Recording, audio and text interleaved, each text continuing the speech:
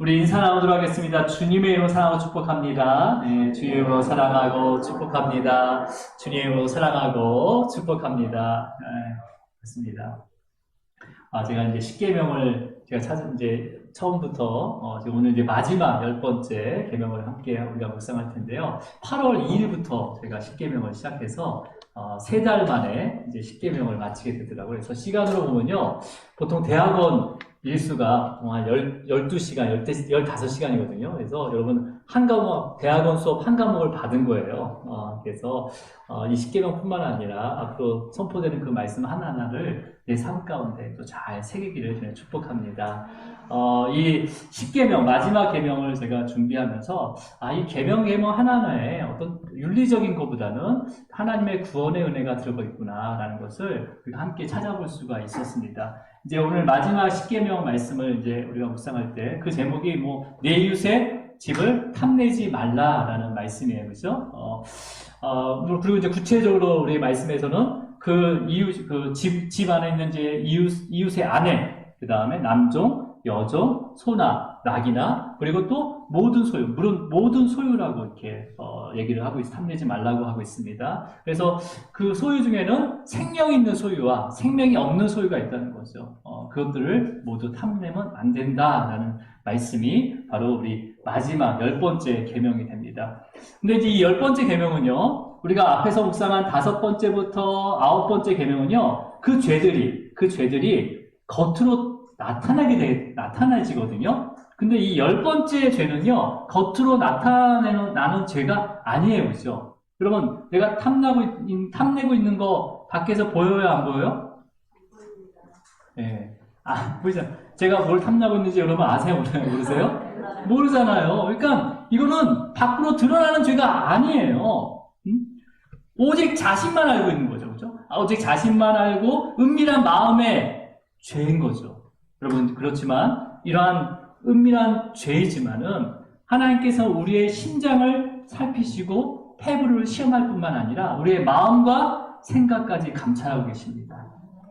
그렇기 때문에 이스라엘 백성들 뿐만 아니라 이 계명은 지금 저와 여러분의 그 마음과 생각 속에서 드러나지 않는 그 탐을 내는 죄를 말씀을 통해서 또 성령님께서 또 지적하여 주시고 깨닫게 하셔서 이제는 겉으로 1계명부터 내가 9계명까지 다 지켰다 하더라도 이 10번째 계명에서 어느 누구도 자유할 수 없는 거죠. 여러분, 탐내지 않습니까? 한 번도 탐낸 적이 없으세요? 네. 조금이라도 있다면, 그런 마음이 있다면 우리는 이 계명의 10번째 계명에 자유할 수 없고 다 죄인이 될 수밖에 없는 거죠. 그래서 이 명령을 지키는 거, 10번째 명령을 지키는 것은요, 굉장히 어려운 거예요. 그렇죠? 얼마나 어려운 일인지 모릅니다. 여러분, 그렇다고 해서요, 탐내지 말라라고 해서 우리 내부에 갇혀있는 그런 그 욕망 자체를 금하고 아니면 정말 소유 없이 무소유를 요구하는 계명이 아니에요. 여러분, 이 세상에 누릴 수 있는 것은 모두 누리기를 또 다스리기를 축복합니다. 네. 살 수 있으면 가장 좋은 집에서 한번 살아보세요. 네, 아멘 하시면 살 수 있으면 정말 탈 수 있으면 가장 좋은 차를 타세요. 네. 얼마짜리 차요? 제가 우리 교회 보험 들었는데 5억짜리 대물 보험 들었어요. 워낙 요즘에 비싼 차들이 돌아다녀가지고 네, 한번 타보세요. 하지만 그걸 주신 이가 누군지를 고백하셔야 돼요. 네. 먼저 이제 탐내다라는 사전적인 의미를 우리가 한번 찾아봐야 되는 거죠. 탐내다라는 이 사전적인 의미는요, 마음으로 하는 거잖아요. 마음으로, 그죠? 마음으로 더 많이 갖고 싶은 거, 그죠? 마음으로 더 많이 갖고 싶은 마음. 그 다음에 남의 것을 또 취하고 싶은 마음. 이런 것을 이제 탐내다라고 합니다. 그래서 약간 부정적인 의미를 가지고 있어요. 그죠? 부정적인 의미를. 그러니까 지금 먹고 사는 거 전혀 문제 없어요. 그 다음에 나에게 부족함이 없어요. 그죠? 객관적으로 없는데, 갖고 싶은 게 있는 거예요. 보면 갖고 싶은 게 있는 거죠. 집에 가면요, 저도 신발이 여러 개가 있어요. 근데, 신발이 갖고 싶은 신발이 있거든요, 또. 그리고 여러분도 집에 백이 많잖아요. 가방이 많잖아요. 죄송합니다. 가방이 많잖아요. 그러면서 이런 가방 하나 있었으면 좋겠다 하고 또 생각나기도 하잖아요. 마음을 먹잖아요. 누구 얘기는 하지 않지만. 여러분 요즘 이제 드라마를 요즘 많이 보시죠? 네, 이제 로마서 필사 때문에 잘 안 보시는 것 같은데. 드라마를 이렇게 보다 보면 요즘에 이제 간접 광고가 많이 이제 들어가 있습니다. PPA라고 하고 이제 끼워넣기 광고 그런 게 많이 있어요. 그래서 막 대놓고 막 뭐 이렇게 들고 다니거나 뭐 이렇게 차고 다니거나 입고 다니거나 그런단 말이에요. 그런데 이제 우리가 드라마를 보다 보면 내색은 하지 않지만 바로 내색은 하지 않지만 그 드라마의 줄거리보다 그 사건보다는 저 주인공이 어떤 옷을 입고 있는 거지? 저 주인공이 어떤 가방과 어떤 신발을 신고 있지? 아니 저 주인공이 잠깐 보였던 이 시계는 어느 브랜드 거지? 그 다음에 그 목걸이와 귀걸이는 또 어디 거지? 그러면서 그날따라 그 회 따라 얼굴이 반짝반짝거리는데 화장품은 뭘 쓰고 있는 거지? 하면서 궁금해 하잖아요. 그죠? 여러분 스토리만 보십니까? 궁금해 하잖아요. 그러면서 드라마가 끝난 다음에 혼자 몰래 검색하는 거죠. 몰래 검색하는 거예요. 근데 이미 많은 사람들이 다 검색해서 그거는 브랜드가 어디 거고 가격은 어디 거고 어디서 구매할 수 있다 다 벌써 공유가 돼 있어요. 특별히 필요하지 않은데도 또 실제로 구입까지 이루어지기도 합니다. 제가 의류 쪽에 조금 있었거든요. 젊었을 때. 그러면 의류 쪽에서 손님이 오면 이거 누가 입은 거예요? 하면 다 사가세요. 다 사가세요. 필요 없는데도 다 사가세요. 이러한 모습뿐만 아니라 지나가는 예쁜 남자나 예쁜 남자 아니죠. 하여튼 예쁜 여자나 죄송합니다. 예쁜 남자, 예쁜 여자나 또 다음에 멋있는 남자 아니면 그런 사람들이 지나가면 마음으로 음욕을 품는 것도 탐내는 거예요. 탐심이에요. 또 이웃의 소유에 대해서 마음으로 갖고 싶은 것뿐만 아니라 그냥 시기하고 질투하는 것도 탐내는 겁니다. 그렇다면 여러분 지금 마지막 계명 10번째 계명으로 하나님께서 탐내지 말라고 했단 말이에요. 내 이웃의 집을 탐내지 말라라는 이 계명을 주시면서 정말 우리의 그런 부패성, 그런 죄성을 깨닫게 하시고 금하게 하기 위해서 주신 계명일까요? 그것만 요구하신 걸까요? 하나님께서? 자, 우리 이제 원어적인 의미를 좀 찾아볼게요. 이 성경에 탐내지 말라, 이 탐내다라는 원어적인 의미, 사전적인 의미를 우리가 알아봤으니까 원어적 의미는 완전히 틀립니다. 원어적 의미는 저도 이제 이 말씀을 주면서 이 원어적 의미가 완전히 우리가 생각하고 있는 거랑 완전 틀리구나라는 것을 저도 말씀을 주면서 은혜가 있었습니다. 이 탐내다라는 것은요 하마드라는 단어를 씁니다. 뭐 저는 모르셔도 돼요. 하마드라는 단어를 쓰는데 이 원어적 의미는 뭐냐면요 마음으로 똑같아요. 마음으로 기뻐하는 거예요. 탐내다라는 이 원어적 의미가 마음으로 기뻐하는 거예요. 이 기뻐함이 가득 찬 거예요 마음에. 그리고 마음에 막 갈망하는 거예요. 뭘 갈망하고 바라보는 거예요. 그리고 기쁨에 취해서 즐거워하는 거예요. 이게 바로 탐내다라는 원어적 의미, 하마드라는 단어의 의미예요. 여러분, 이 단어를 언제 처음 썼냐면요. 창세기에서 하나님께서 인간을 만드신 후에 인간을 에덴 동산에 두게 됩니다. 에덴 동산에 두신 다음에 어떻게 말씀하셨냐면 땅에서 보시기에 아름답다라고 말씀하세요. 그때 아름답다라는 이 단어를 하마드라는 동사를 씁니다. 그게 뭐예요? 하나님께서 사람을 에덴 동산에 두고요. 하나님의 마음이 너무도 기쁨에 취해서 즐거워했다라는 의미예요. 그러니까 탐내다라는 단어가 부정적인 게 아니라는 거죠. 하나님께서는 정말 기쁨으로 그런 하나님의 그 창조의 질서에 딱 이렇게 있는 그 모습을 너무나 기뻐하시는 그게 바로 하마드, 탐내다라는 의미를 가지고 있습니다. 그러니까 하와가 선악을 알게 하는 열매, 그 나무 열매를 보고 탐스럽다 할 때 이 탐스러운 이 단어는 하마드를 쓰지 않고요. 오히려 타와라는 정욕과 욕망과 그 다음에 식욕이라는 의미의 단어를 쓰고 있어요. 그러니까 틀리겠어요. 우리가 생각하고 있는 탐하다는 것은 틀리다는 거죠. 그러니까 이제 10번째 계명, 이 계명에서 하마드, 정말 기쁨에 취해서 즐거워하는 이 단어를 다른 구절에서도 사용하고 있는 것을 우리가 찾을 수가 있습니다. 자, 어디를 읽었냐면 시편 19편 10절 말씀을 우리 읽어볼게요. 먼저 자, 함께 읽습니다. 시작. 더 사모할 것이며 꿀과 송이꿀보다 더 달도다. 지금 시편의 이 저자가요. 이거 지금 많은 순금보다 더 사모할 것은 이거 말씀을 얘기하는 거거든요. 하나님의 말씀을 많은 순금보다 더 사모할 것이며 라고 얘기하는 거예요. 이거는 진짜 순금이 옆에 있는 게 아니라 마음으로 하나님의 말씀, 그 다음에 많은 순금이 이렇게 쌓여 있어요. 여러분은 뭘 선택할 거예요? 하나님의 말씀과 많은 순금이 여기 딱 있다는 거예요. 네. 순금을 선택해서 말씀을, 성경책을 사고, 뭐 그런 건 아니죠, 여러분?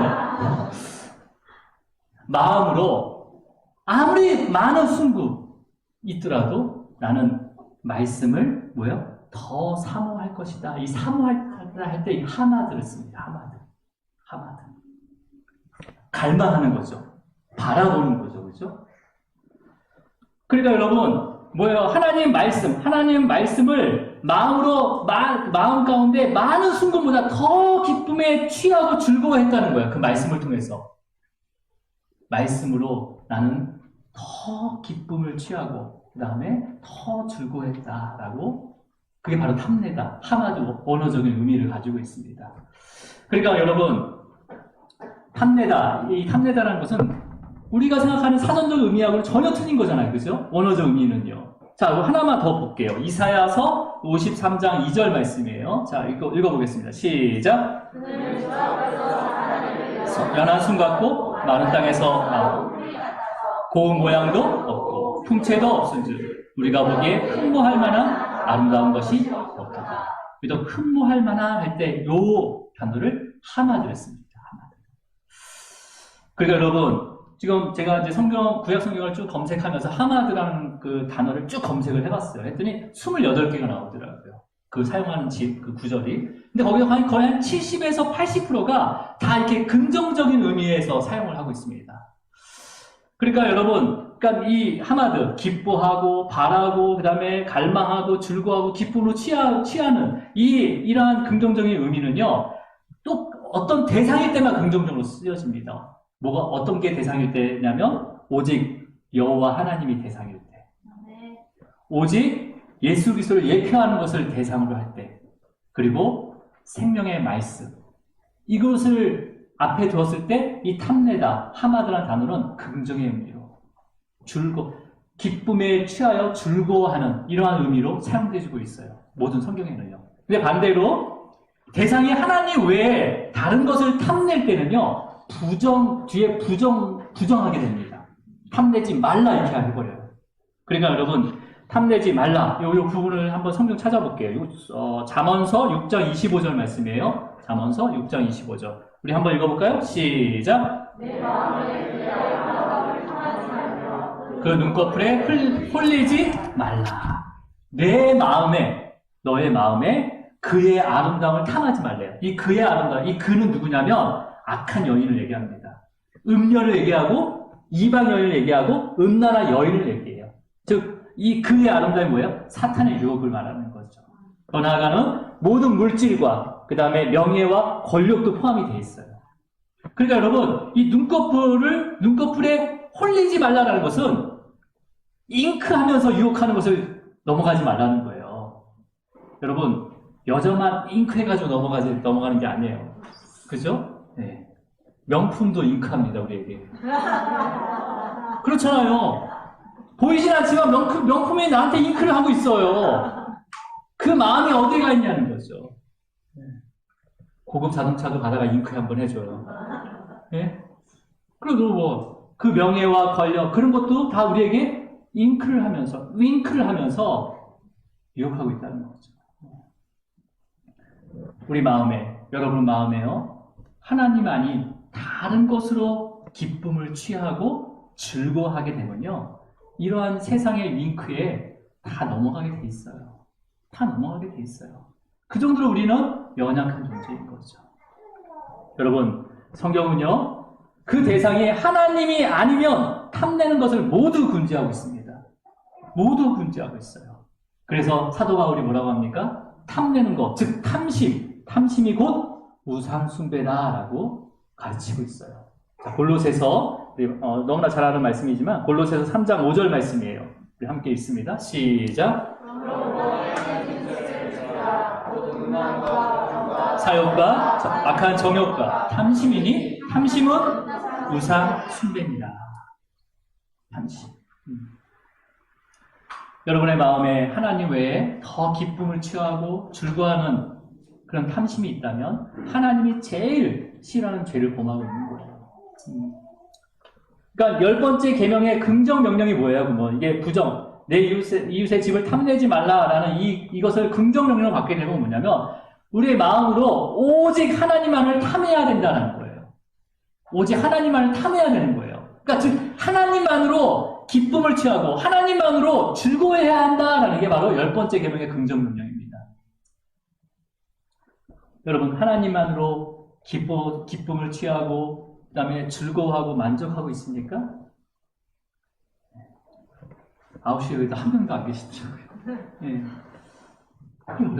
어렵죠. 어떻게 하나님만으로 여행도 가고 싶고 여행 가는 게 더 기쁠 때가 있잖아요. 하나님 만나러 오는 것보다 여행 가는 게 더 기쁠 때가 있고 오락과 그 다음에 그런 여러 가지의 그런 것들을 누릴 때가 더 기쁠 때가 있잖아요. 근데요, 성경에는 하박국은 이 진리를 알았어요. 그래서 하박국이 뭐라고 합니까? 무화과 나무가 무성하지 못하더라도 포도나무에 열매가 없더라도 감람나무에 소출이 없더라도 밭에 먹을 것이 없더라도 우리의 양이 없고 그 다음에 외양간에 소가 없을지라도 뭐라고 고백하고 있어요? 네, 하박국 3장 18절 우리 한번 읽어볼게요. 시작! 하박국 3장 18절에서 시작! 나는 여호와를 알자 즐거워하며 나의 구원의 하나님을 말미암아 기뻐하리로다. 그러니까 지금 하박국은요, 나는 여호와로 말미암아 즐거워한대요. 여호와만이 나의 기쁨이라는 거예요. 그리고 그 나의 구원의 하나님을 말미암아 기뻐한다는 거죠. 하박국은 하나님만을 탐하는 자였습니다. 하나님만을 탐하는 자. 여러분, 저와 여러분도 하나님만을 탐하는 자가 되기를 축복합니다. 그래서 여러분, 우리가 하나님을 탐하기 위해서는요, 여러 가지의 그런 현실적인 문제가 필요하단 말이에요. 그 문제들을 해결받아야지만 하나님만을 탐할 수 있잖아요, 여러분. 재정이 넉넉해야지 하나님만을 탐할 수 있는 거 아니에요? 그래서 하나님만을 탐하도록 예수님께서 가르쳐 주신 기도가 있어요. 일용할 양식을 달라고 기도하라고 했잖아요. 하나님께서 제자들에게 가르쳐 준 기도가 있어요. 바로 주기도문이에요. 예수님의 기도가 아니라 우리가 해야 될 기도예요. 거기서 뭐라고 해요? 가운데, 주기도문의 가장 가운데 구문이 뭐예요? 일용할 양식을 주시옵소서. 여러분, 이 기도가 돼야지 우리는 하나님만을 탐할 수 있습니다. 일용할 양식은 뭐예요? 오늘의 양식뿐만 아니라 내일의 양식까지도 하나님께서 책임져 주신다. 믿음으로 기도하는 거죠. 그래야지만 우리가 하나님만을 탐할 수 있는 거예요. 이 기도가 안 되는데, 이 기도가 믿음으로도 안 되는데 어떻게 우리가 하나님을 탐할 수 있어요? 당연히 다른 걸 탐할 수밖에 없는 거죠. 여러분, 일용할 양식을 달라고 기도하시기 바랍니다. 네, 기도하셔야 되는 거예요. 필요할 때마다 우리는 이 기도가 필요합니다. 그래야지만이 우리를 성령님께서 우리를 붙잡아 줄 수 있는 거예요. 네. 자, 우리 본문 구절을 다시 한번 읽어볼까요? 자, 20장, 출애굽기 20장 17절 말씀 시작! 내 이웃의 집을 탐내지 말라. 내 이웃의 아내나 그의 남종이나 그의 여종이나 그의 소나 그의 낙이나 물론 내 이웃의 소유를 탐내지 말라. 지금 탐내지 말아야 할 대상을 설명하기 전에 제일 먼저 뭐라고 합니까? 내 이웃의 집을 탐하지 말라라고 합니다. 근데 여러분 여기서 내 이웃의 집 하면 이 집은 뭘 의미하는 거예요? 부동산을 의미하는 거예요? 부동산? 네. 여러분 그 당시의 집은요 다 텐트였어요. 그렇잖아요. 장막이었단 말이에요. 그러니까 이스라엘 모든 가정이요 똑같이 동물 가죽으로 만든 텐트에 살았어요. 그러니까 집을 탐할 수 있어 없어요. 내 집도 가죽으로 된 집, 가죽으로 만든 집이고 이 집도 가죽으로 만든 집이고 그리고 또 아무리 좋은 자리에 위치했더라도 구름기둥과 구름기둥 움직이면 장막을 걷어가지고 이동해야 되는데 무슨 집을 탐할 수가 있어요. 여기서는요 부동산보다는 장막 안에와 바깥에 있는 모든 소유물을 얘기해요. 소유물. 그래서 뭐라고 얘기합니까? 내 이웃의 아내나 그 남종이나 그 여종이나 그 소나 그 낙이나 그래서 생명이 있는 소유물이고 그 뒤에 무릇 내 이웃의 소유라고 하는 것은 생명이 없는 모든 것을 나타내는 거예요. 자, 근데 여러분 여기서 보면 이 시내산에서 처음 준 십계명에서는요 아내를 소유의 일부로 지금 리스트에 포함시켰잖아요, 그죠? 네, 물론 그 당시 문화적인 상황에서는 그럴 수 있어요, 그죠? 근데 신명기에서 모세가 광야 이세들에게 다시 십계명을 가르쳐 주세요. 가르쳐 준단 말이에요. 그때는요 이 순서를 바꿔버립니다. 바꿔버려요. 우리 처음 듣는 소리 같은 그 표정이에요. 자, 우리 신명기 우리 5장 21절 말씀. 자, 아내를 먼저 언급하는데 한번 읽어볼게요. 시작. 탐내지 말지니라 내 이웃의 집이나 그의 밭이나 그의 남종이나 그의 여종이나 그의 소나 그의 낙이나 내 이웃의 모든 소유를 탐내지 말지니라. 지금 이제 이웃의 집과 내 이웃의 아내를 바뀌었잖아요, 그렇죠? 순위가 우선이가 바뀌었단 말이에요. 자리가 바뀌었어요. 그러면 바뀌었다고 이렇게 바뀐 이유가 뭘까요? 광야 40년 동안 여자들의 인권이 좀 올라간 거예요? 지위가 좀 올라간 거예요? 물론 이렇게 보시는 분도 있어요. 그거는 잘못된 생각인 거죠. 여러분 예수님 때도 여자들의 인권이 있었습니까? 없었어요. 그럼 광야 40년 지나도 여자들의 인권은 없어요. 하지만 이 순서가 바뀌었다고 해서 이 계명의 의미가 바뀌는 게 아닙니다. 여러분 이 계명의 의미가 우리가 앞에서 뭐라고 했어요? 하나님만을 기쁨으로 취하고 즐거워해야 된다라는 거잖아요. 그죠? 내 이웃의 집을 탐내지 말라는 것을 긍정명령으로 바꾸면 하나님만을 탐해야 된다. 즉, 이 탐하다는 것은 하나님만을 기쁨으로 취하고 그 다음에 즐거워해야 된다. 여러분 이렇게 할 수 있는 그 관계는요 부부 사이밖에 없습니다. 처음 듣는 소리예요? 그게 뭐예요? 누구 한 명만으로 다 기쁨이 되고 즐거워하는 거예요.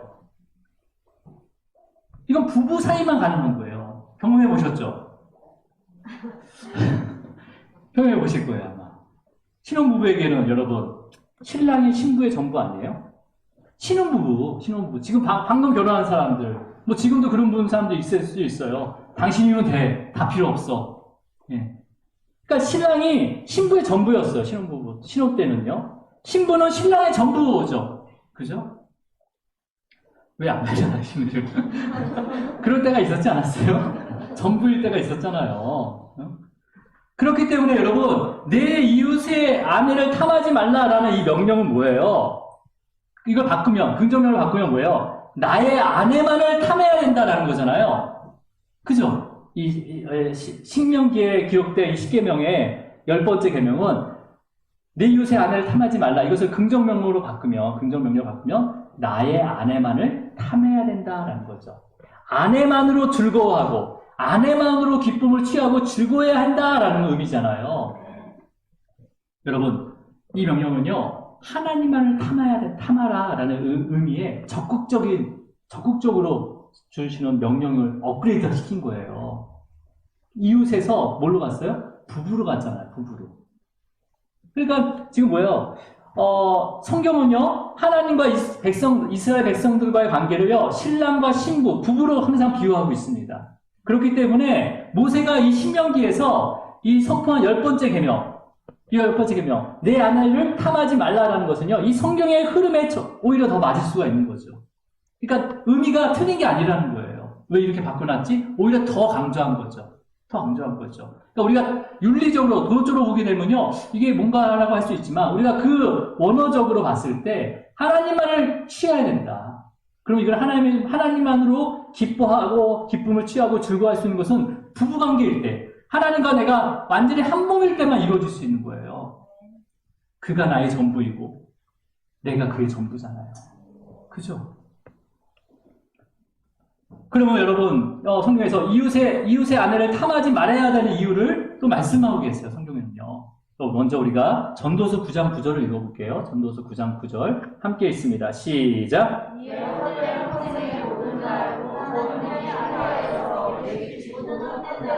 내가 사랑하는 아내와 함께 즐겁게 살지어다. 그것이 내가 평생의 해 아래에서 수고하고 얻은 내 몫이니라. 여러분, 이 전도서는 솔로몬이 기록을 했어요. 그죠? 솔로몬은 다윗보다 더 부강한 나라를 다스렸고 세상의 모든 부를 누렸습니다. 하나님께서 허락하신 세상의 모든 부를 누렸어요. 근데 그 권력, 그 지위를 유지하기 위해서 많은 주변 나라와 정략 결혼을 하기 시작합니다. 정략 결혼을 함으로 인해서 많은 이방 여인을 아내로 맞이하게 돼요. 근데 문제는 뭐냐면요. 이 정략 결혼한 이방 여인들이 결혼을 할 때 뭘 가져오냐면 자신의 나라에서 섬겼던 우상들을 가지고 와요. 그래서 그 당시에 나라와 나라가 정략한다는 것은 뭐냐면 그 나라의 신과 이 나라의 신이 연합됐다는 거예요. 있을 수 없는 일이죠.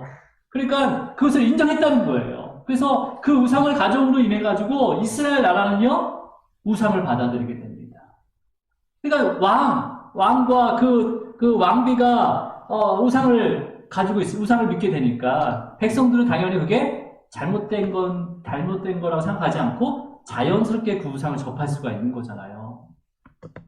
이것으로 인해서 솔로몬은요 정말 하나님만을 섬기고 그러니까 하나님만으로 기쁨을 취하고 즐거워하지 못하게 됩니다. 그래서 10번째 계명을 어기게 되는 거예요.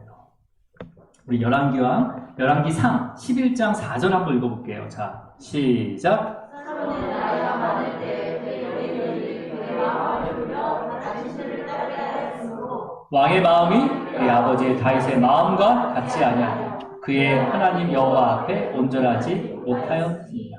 지금 이게 행동이 있었는데 지금 이 열왕기상 11장 4절에서는요 뭘 얘기하고 있어요? 하나님께서 마음을 얘기하고 있어요. 마음을요.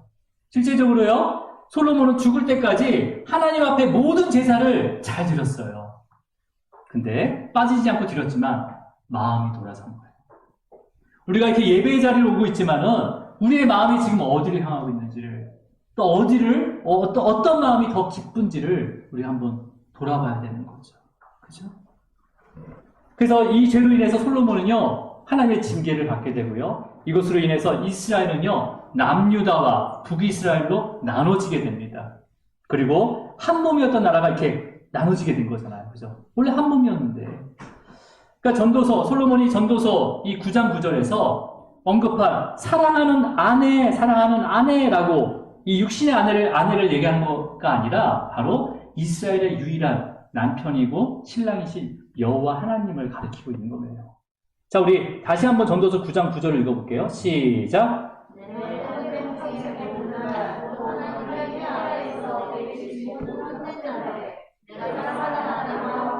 즐겁게 살지어다. 여기까지요. 예. 여러분 보세요.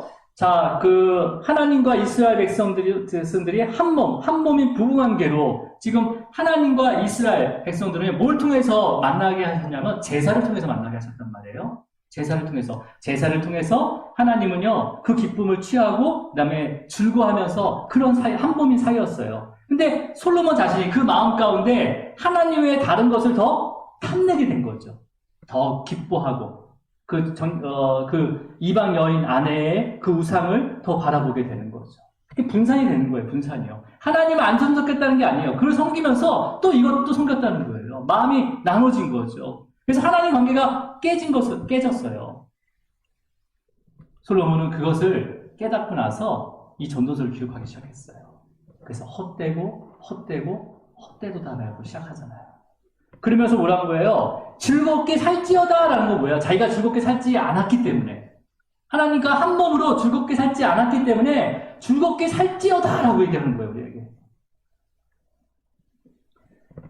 그러면서 그 이후 마지막 왜 하나님만을 즐겁게 함께 살아야 되는지를 알려주고 있죠. 아내가 뭐라고 되어 있습니까? 그것이 내가 평생에 해 아래서 수고한 얻은 내 몫이다라고 얘기되어 있어요. 그죠?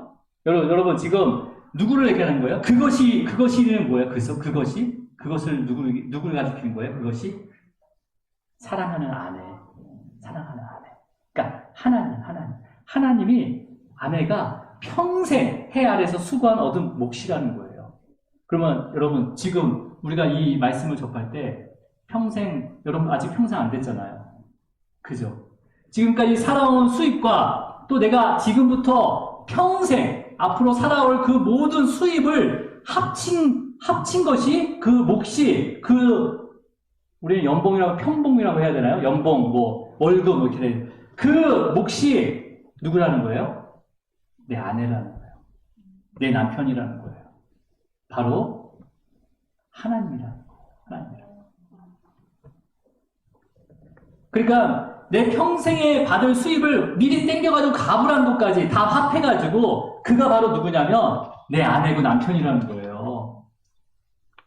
여러분, 그렇기 때문에 우리가 아무것도 없더라도, 주어진 게 아무것도 없더라도, 현실적으로 뭐가 아무것도 없더라도, 내가 없고, 더 많은 것을 가지고 있더라도, 배우자 한 명이면 충분하다는 거잖아요. 평생의 몫이라는 거예요, 배우자가. 평생의 몫. 저 여러분의 신랑 되신 예수 그리스도가 나의 몫입니다. 나의 분기신 거예요. 분기신 거예요. 네. 이미 다 받으신 거예요, 여러분. 네. 그런데 여러분, 여기서 이웃의 아내를 탐한다는 것은 어떤 거예요? 그 이웃, 평생의 몫인, 평생의 분기신 그 아내를 뺏는 거나 마찬가지인 거잖아요. 그게 도둑질이잖아요. 그리고 그 한 몸이었던 것을 뺏음으로 해서 갈라지기 있기 때문에 살인과 똑같은 거예요. 그걸 탐내는 것은 또 내가 속해 있는 그 가정도 쪼개지는 거기 때문에 또 살인하는 거예요. 다 살인하는 거죠. 그래서 여러분, 하나님만으로 기쁨을 취하고 즐거워하는 이 10계명을 어긴다는 것은 뭐예요? 먼저 1계명부터 3계명을 어기는 거예요. 그렇죠? 그리고 4계명인 하나님과 기쁨의 교제를 누리는 그 안식일을 거룩하게 지키라고 하셨잖아요. 그러니까 마음 가운데 겉은 거룩하게 지키는 것 같지만 마음은 다른 데가 있잖아요. 마음은 하나님만 기뻐하는 게 아닌 거잖아요. 하나님의 다른 것도 기뻐하고 즐거워하고 있기 때문에 이미 거룩한 안식일을 지킬 수가 없는 거죠. 그래서 4계명도 어긴 거예요. 그리고 마음으로 도둑질한 거죠. 마음으로 간음한 거죠. 마음으로 또 거짓 증언한 거잖아요. 그리고 그걸로 인해서 부모의 마음까지 걱정을 끼치게 되면 5계명까지 어기게 되는 거죠. 그럼 뭐예요? 이 10계명을 어기는 것은 뭐예요? 1계명부터 9계명까지 다 어긴 거랑 마찬가지가 되는 거예요. 그러니까 내가 다른 계명을 다 지켰다고 했지만 마지막 오늘 20계명의 마지막 계명을 선포될 때 마음에 이 10계명, 하마드, 이 단어 가운데 걸리게 되는 거죠. 그러면서 다른 모든 계명도 마음으로 어긴 것으로 깨닫게 되는 거죠. 여러분, 사도 바울이요, 마지막 이 10계명을 묵상하면서 이렇게 고백합니다. 바로 로마서에 있어요. 로마서 7장 7절 말씀을 한번 읽어볼게요. 여러분, 이제 필사했던 거기 때문에 한번 같이 크게 읽겠습니다. 시작! 율법이 죄냐? 그럴 수 없느니라. 율법으로 말미암지 않고는 내가 죄를 알지 못하였으니 곧 율법이 탐내지 말라 하지 아니하였더라면 내가 탐심을 알지 못하였으리라. 보세요. 바울은 바리새인이에요. 그리고 아주 그 가멜리엘 그 수하에서 율법을 너무나 잘 배웠던 자예요. 그러니까 겉으로 보기에는 흠이 없는 자입니다. 흠이 없을 정도로 하나님을 너무나 잘 섬겼어요. 하나님의 계명을 너무나 잘 지켰어요. 눈에 보이는 계명, 진짜 간음이나 살인하지 말라, 도둑하지 말라, 하루에 3번 성전에 가서 기도까지 하면서 철저하게 계명을 지켰던 거죠. 거짓 증언도 하지 않았어요. 근데 10계명은 10번째 계명을 묵상하면서 바울 자신의 마음에 하나님 외에 탐심하고 있는 것을 발견하게 됩니다. 하나님 외에 더 기쁨을 취하고 즐거워하는 것을 발견하게 돼요. 그게 뭐예요? 자기의예요. 자기의. 바울이 자기의를 통해서 기쁨을 누렸잖아요. 자기의를 통해서 즐거워했잖아요. 그래서 그 다메섹까지 쫓아간 거 아니에요. 그거 그냥 쫓아가는 게 아니라 줄거서 쫓아간 거예요. 자기의를 이렇게 행하려고요. 그런 마음의 탐심을 율법을 통해서 발견했다는 거예요. 그러니까 그렇게 회심하고 나서 사도 바울이 뭐라고 고백합니까? 오호라 7장 24절입니다. 한번 읽어볼게요. 시작. 오호라 나는 공고한 사람이다. 이 사람의 몸에서 누가 나를 건져내랴. 누가 건져냈어요? 주님이 건져냈잖아요. 다메섹으로 가는 그 길가에서 주님께서 그 사도 바울을 딱 막으시고 눈을 가리시고 다시 뜨게 하셔서 건져내신 거죠. 저 여러분도 주님께서 건져내신 거예요. 이 이후로도요, 수많은 신앙의 선배들, 그 교부들이라고 하죠. 교부들이요, 이 하나님의 계명을 막 완전하게 지키기 위해서요, 가능하지 못하도록 그 환경을 차단했어요. 환경도 차단하고, 살인을 하거나 도둑질 하지 못하도록 스스로 감옥에 가기도 했단 말이에요, 스스로. 나는 죄인인다면서, 당신 왜 그래요? 하면서, 나를 가둬주십시오 하면서 감옥에까지 있었다니까요, 자기가. 그러면서 증인의 자리에서 거짓 증거하지 않기 위해서 사막에서 살았어요. 사막에서. 그래서 세례 요한이 사막에서 거짓. 사막의 교부들. 또 어떤 이들은요, 경건한 수도원에 들어가서 생활했단 말이에요. 이 계명을 지키기 위해서. 그 수도원이 또 부패를 해요. 그러니까 더 경건한 수도원을 만들어서 계명을 지키고자 했지만 계명을 하나도 지키지 못했습니다. 루터가 바로 이 수도원을 얼마나 많이 다녔는지 몰라요. 자기를 경건하기 위해서, 그 계명을 지키기 위해서 얼마나 많은 그 프란치스코 수도원이 가장 경건한 수도원이었어요. 네, 발음도 안 되네요. 거기 갔다가 도저히 해결이 안 되는 거죠. 그러다 이 로마서 말씀을 통해서 회심하게 되는 거죠.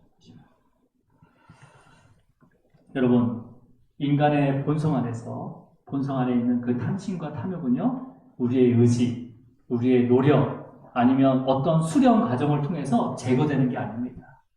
통제되는 게 아니에요. 여러분, 이제 앞으로요, 모든 이스라엘 백성들은요, 우리가 보겠지만은 제사법이 제정이 되고요, 그 다음에 성막의 식양을 받게 되고, 그 성막의 식양대로 성막을 짓게 됩니다. 하나님 인재하는 그 성막을 만들게 되는 거죠. 그 다음에 이제 거기서 어떻게 죄를 가지고 제사를 드려야 되는 거잖아요.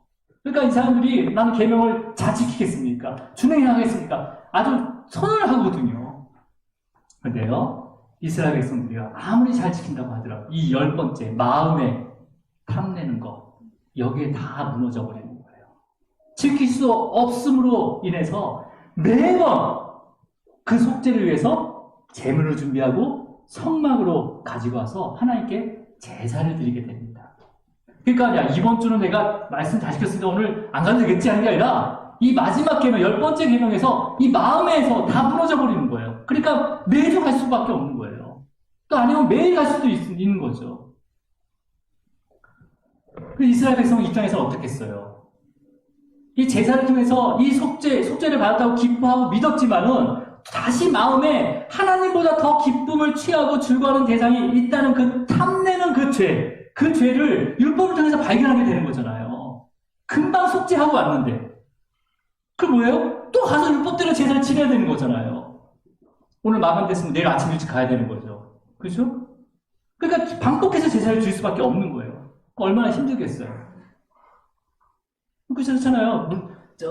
가축을 구별해 흠없는 가축을 가지고 그런 과정 가운데 가서 내가 사랑하는 그 가축의 목에 칼을 대서 그 피가 뿜어져서 나오는 것을 받아가지고 제단에 뿌리고 각을 떠가 가죽을 벗기고 창자를 씻어내서 각을 떠가지고 제단에 올려서 다 타는 거. 해서 이제 속죄됐구나 하고 딱 왔는데 또 마음에 죄가 있는 거예요. 얼마나 힘들겠어요. 그렇다면 하나님 입장에서는 어땠을까요? 율법을 통해서 이러한 죄들을 깨닫지 못했다면 이스라엘 백성들은 하나님을 찾아오지 않습니다. 하나님 찾아오지 않아요. 율법을 통해서요, 죄를 깨달은 이 이스라엘 백성들은 성막에 찾아와서 율법대로 그 속죄 제물을 가지고 제사를 드리는 것을 하나님께서 보시잖아요. 그러면서 그 제물을 흠양하셨어요. 그리고 기쁨에 취해서 즐거워하셨단 말이에요. 그 뭐예요? 율법은 하나님을 만나는 통로가 된 거예요. 율법을 통해서. 하나님은요, 율법을 통해서 이스라엘 백성들을 만나주신 거예요. 율법이 길이었단 말이에요. 그러니까 하나님께서는 그 율법이 얼마나 소중한 것을 알고 있었다는 거죠. 율법이 아니면요, 우리는 절대 하나님 앞에 갈 수가 없었어요. 그렇잖아요. 죄를 알아야지만 하나님 앞에 가서 성막에 들어가서 그 죄를 가지고 하나님한테 속죄를 구하고 제사를 드리면서 그게 다 태워지는 걸 보면서 이 믿음으로 이제 하나님과 다시 회복이 됐구나라는 것을 알게 되는 거잖아요. 하나님 입장에서는 뭐예요? 이대로라면 하나님의 택한 자녀는 다 죽을 수밖에 없는데, 집내 심판을 받아서 다 죽을 수밖에 없는데 율법을 통해서 다시 회복시킨 거잖아요. 근데요, 시간이 지나면서 죄가 더해지는 거예요. 죄가 죄에 대해 더해지는 거예요. 그래서 이제는 율법을 지키지 않아요. 지키지 않아요. 그냥 청단하는 거죠. 그리고 더 이상 율법을 통해서 하나님을 만날 수 없게 되었습니다. 만날 수 없게 되었어요. 그래서 그 율법의 목적을 다시 완성시키기 위해서 우리의 주님께서 그 율법을 지킬 수 있는 인간의 모습으로 성육신 하신 거예요. 그 율법을 지켜야 되잖아요. 근데 그것을 지킬 수 있는 그 길을 열 수 있는 것은 인간이어야 된단 말이에요. 신이 아닌. 그래서 성육신 하신 거예요. 성육신. 그리고 모든 율법을 완전히 지키셨습니다. 죽기까지 그 십자가 위에서도 율법을 완성시키시고 구원을 이루셨어요. 그래서 이제는 율법의 제사가 아닌 예수 그리스도를 통해서 죄사함을 받게 하셨습니다. 예수 그리스도를 통해서요. 그죠? 그래서 누구든지 예수님과 함께 있는 자는요, 더 이상 율법의 정죄함을 받지 않도록 하셨어요. 하셨어요. 자, 로마서 8장 1절이에요. 8장 1절 함께 있습니다. 시작.